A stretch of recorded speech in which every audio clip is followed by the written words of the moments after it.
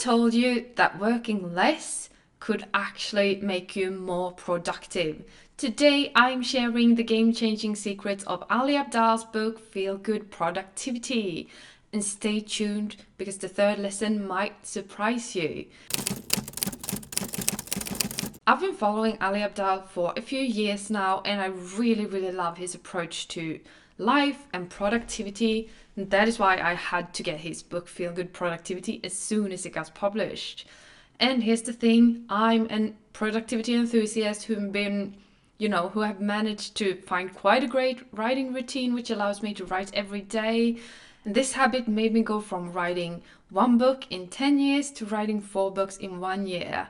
But despite having quite a good routine that works for me, I still want to grow and I still want to improve.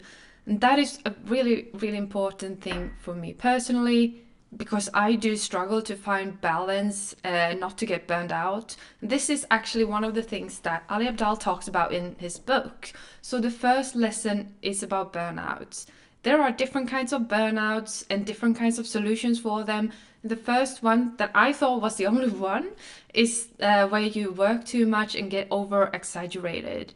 And some of the signs that you might look out for is that your mood is suffering because you're trying to take on too many tasks each and every single day.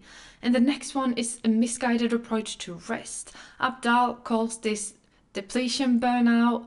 And if you don't take breaks, you may start suffering.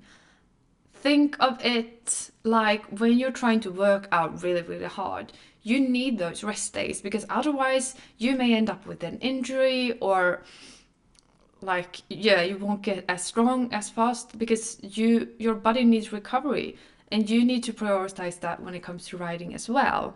Because here's the thing, you won't make it on those little breaks throughout the day. You need those as well, but you also need longer breaks to recharge your energy and boost for your mind, body and spirit. And last but not least, Abdaal also writes about the misalignment burnout, where you can get this from doing the wrong things. If you keep on doing something that doesn't bring you joy and doesn't make you feel meaning, you might end up suffering from burnout due to the fact that you're using all your energy in the wrong way, which wears you out slowly. In all of these cases, we're suffering from a simple problem of overcommitment. It is the first way to set ourselves on the path of overexertion. We say yes to things in the present, but in the long term, all they're doing is grind us down. And it's easy to see why. Overcommitting is simply too easy, but that does not mean that you can't resist it. I personally want to talk about when I almost got burned out. It was at my old job, and I was quite new in that role, and I was working. It was a lot of fun, but then one of my colleagues had to quit. So when that colleague quit, someone needed to take care of social media and creating content for marketing, because I'm a marketer. I do all the paid advertising and stuff like that, and someone had to take care of those things while we recruited a new person. So that ended up at my table, and so I was juggling 2 full-time jobs at the same time. But then we got someone who started doing some of that stuff. But the thing is, some of the things that the previous person had been doing, I still did, because there was a new person at her old role. And then another colleague quit, and it was okay, well, Natalie, can you take care of the website while we look for someone new again? And the thing is, all the things that I my original why they hired me for this role had grown, and I did 2 or 3 jobs at the same time. I had so much to do. It was really stressful. And then the pandemic came, which meant that it was a lot harder also to ask colleagues for help and stuff like that. So I just worked, didn't take any breaks, and almost got burned out. It was not good for me. I got so tired, and I also felt a little bit misalignment because when I worked this hard at my day job, I didn't have time and energy to write as much as I wanted to. I didn't feel, recharge my social battery. I didn't do things to rest and reset, and that really, really got me. I was in a really, really rough really, really rough place. But I got out of it, and today I do look for signals indicating the fact if I'm, on my way to burnout again, because I don't want to end up there. It's an awful place, and you need to be really, really careful so you don't end up there yourself. We tend to think we can do it all, and that is myth. You need to recognize that you have a limited amount of energy and recognize that time is limited. I need to do this too. And how can we avoid burnout? By trying to do less. In practice, there are 3 ways of trying to do less. You can stop yourself from overcommitting, you can say no to things, and you can try to resist distractions like social media or emails and stuff that like busy work that eats up the time, because that will make it a lot harder for you to get back into flow. I personally have an app that blocks all my social media whilst I'm or whilst I need to focus at work. And, I try to find moments throughout the day to do nothing, because moments of stillness and quiet really, really helps me recharge, and I bet it does for you too. And, when was the last time you were bored and did not pick up your phone? Hit the like button if you ever feel overwhelmed or if you ever experience burnout, because trust me, you're not alone. Lesson number 2 is about play. Here's the thing, life is very, very short, and we want to get out the most out of it. And how do we do that? By not only focusing on the end goal, but also trying to make sure that the journey is enjoyable. I like the metaphor of like when you're going on a hike. When you're going on a hike, it's not the viewpoint at the end of the hike that is the goal. It's the walking day by day, no, step by step, looking at the nature, taking it all in. And like feeling the ground beneath your feet and looking at the nature all around you. That is the goal of the hike. This is why Abdaal talks about how to get energy and stay productive. One of his key philosophies is that you need to have fun and play to feel energized and be productive. Play is our first energizer. Life is stressful and play makes it fun.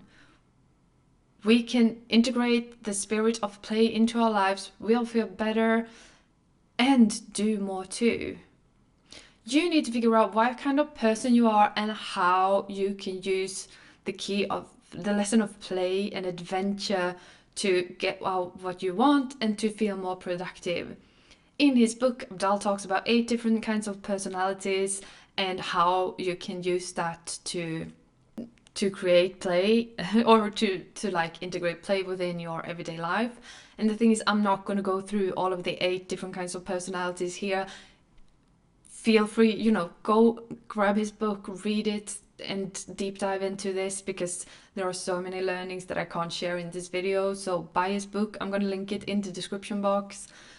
But yeah, there are some really good examples there that I learned a lot from. And the way that Abdaal describes it is that, he will stop and ask himself, what would this look like if this was fun? Secret to sustainable productivity is to find a way to make the thing that we're trying to do a little bit more fun.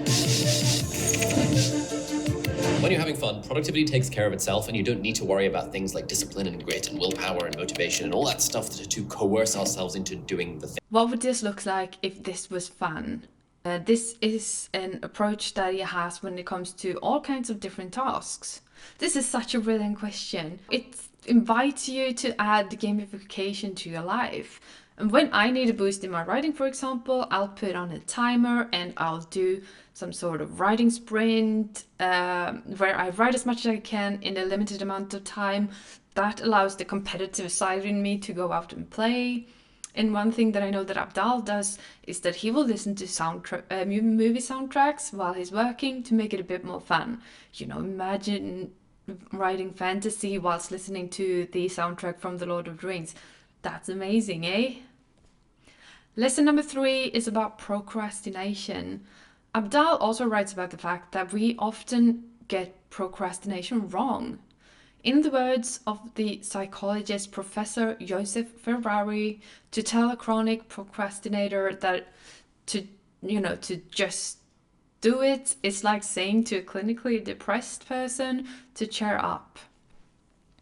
And uncertainty really is one thing that drives procrastination, because by creating ambiguity over purpose, if we don't know why we're doing something, it's a lot harder for us to find the energy and motivation to do it.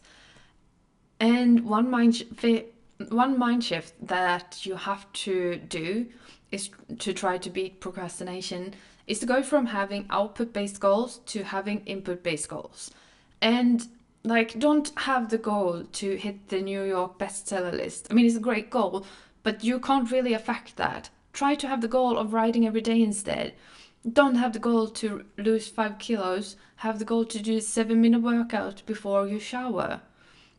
Input over output.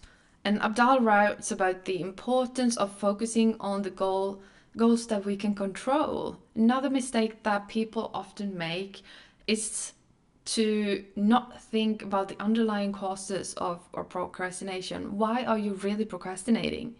Do you procrastinate because you feel bad or because you're scared of trying? I personally think that fear is a key problem when it comes to procrastination. So I keep reminding myself of the fact that no one cares if I'm doing something that will make me look bad, or if I share a video or photo where I look ugly or whatever. I don't want to let fear hold me back. And Abdal has something that he calls the 10-10-10 rule. And that is that he asks himself the question, will this matter in 10 minutes? Will this matter in 10 weeks? Or will this matter in 10 years? If not, then why should you even bother right now? Because if it doesn't matter in 10 weeks, like, why do I even hesitate? And some things may matter in 10 minutes, but not in 10 years. So try to have this mindset and don't let fear hold you back. Ali Abdaal's book has a lot more lessons that you can learn, and you will have to read the book to figure them out or watch his YouTube channel. I really, really recommend it. I will link everything in the description box. But before you go, I want to share one of my favorite quotes from the book. And that is, but my goal in this book isn't to offer some sprawling to-do list. It's to offer you a philosophy, a new way of thinking about productivity that you can apply to your own life in your own way. My hope is that you live this book as an amateur productivity scientist, finding some methods that work, discarding others, and working savvily to see what helps you feel good and achieve more. I really, really love this. And, drop a comment below about what your biggest productivity struggle is. I read and respond to every single comment. And if you find this video helpful, smash that like button and hit that subscribe for more game-changing productivity tips that has to do with writing. Thank you so much for today. I hope you liked this episode of Black Diary Book Club. And if there are any specific books that you want me to read, let me know. Leave me a comment about it. Cheers!